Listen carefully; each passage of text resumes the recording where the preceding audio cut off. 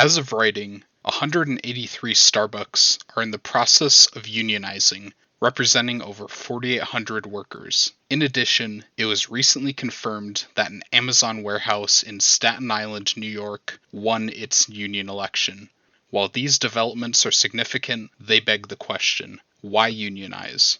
I would like to provide context for the current unionization wave and why it is important for this to be used to push for democracy in the workplace.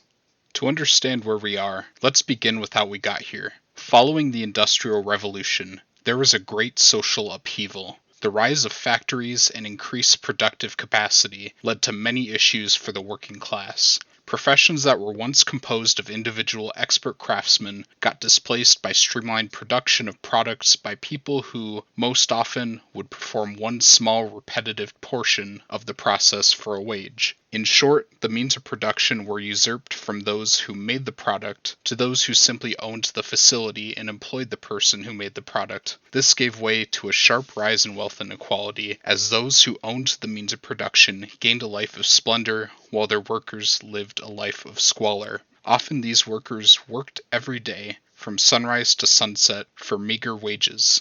This social inequality led to a breaking point, the labor movement.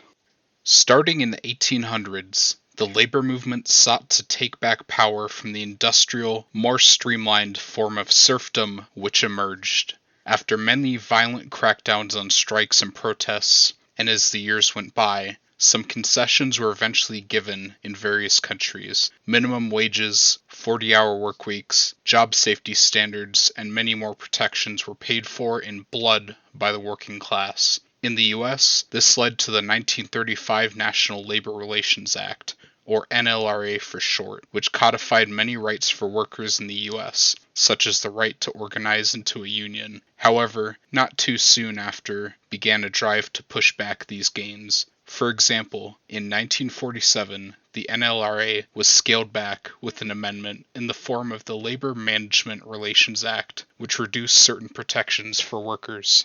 This trend of pushback to labor power would culminate in the 70s and 80s, when union membership began to decline. This coincided with a rise in the concept known as neoliberalism. In order for corporations to extract ever greater profit margins and consolidate their power, they needed to break the back of labor unions. Most famously, we saw this occur during Ronald Reagan's presidency. In 1981, he fired 11,345 striking air traffic controllers during what was known as the PATCO strike. This move was a signal to corporate America that the time of the union was coming to an end. It demonstrated a radical 180-degree turn from the days of the 1930s, when the government was instrumental for empowering labor. The Reagan administration, on the contrary, was willing to look the other way to labor law violations if it meant unions were kicked to the curb. While the Democratic Party remained nominally pro-union in the years after, the rise in corporate power and decline in union power meant this relationship became increasingly cynical over time. After all, the ball was in the ultra-wealthy's court now, so unions were left to linger. However, the rise of corporate power inevitably led to conditions which only necessitated the revival of unions.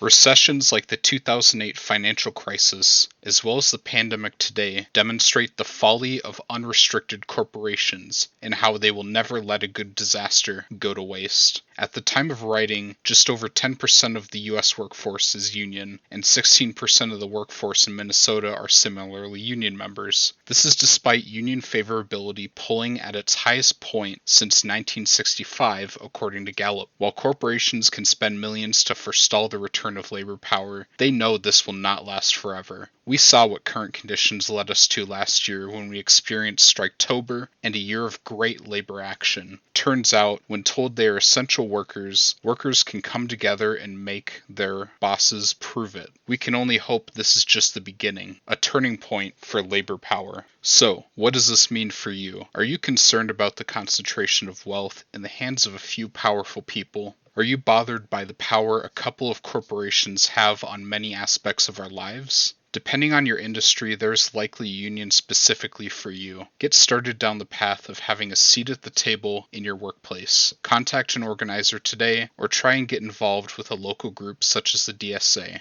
There are multiple ways for you to get tuned in to the effort.